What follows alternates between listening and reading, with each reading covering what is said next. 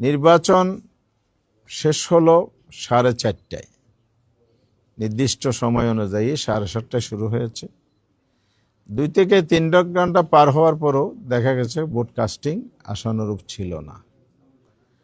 আবার শেষ দিকে কিছু কিছু কেন্দ্রে যে ভোট কাস্ট হয়েছে 4:20-এর মধ্যে যে রেজাল্টটা রেকর্ড আমরা পেয়েছি, পরে পূর্ণাঙ্গ রেজাল্ট হওয়ার পরে দেখা যাচ্ছে সেই সেম কেন্দ্রে অস্বাভাবিকভাবে ভোট কাস্টিং দেখানো হয়েছে।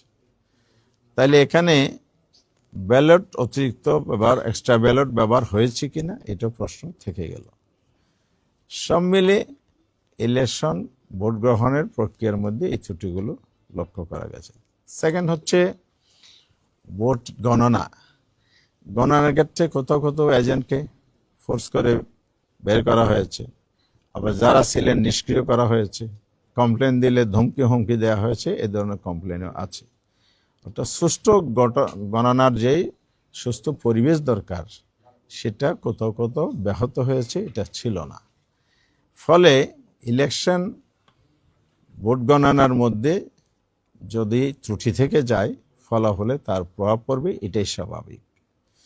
রেজাল্ট শিটেও দেখা গেছে ঘষা মাজা, কাটাছিটা, ওভার রাইটিং, এবং অনেক জায়গায় যে অরিজিনাল এজেন্ট ছিলেন প্রার্থীর তার স্বাক্ষর নেওয়া হয়নি রেজাল্ট শিটে। যেমন ঢাকা 6 মনে হয় আব্দুল মান্নান 6 আসনে রেজাল্ট শিট লেখা হয়েছে পেন্সিলে।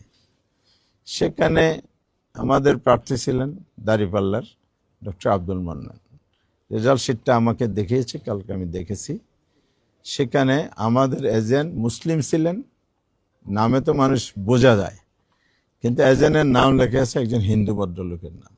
তো এজেন্ট নাম পরিবর্তন যে হয়ে গেল, তাহলে এটা এই রেজাল্ট শিটের বৈধতা কি?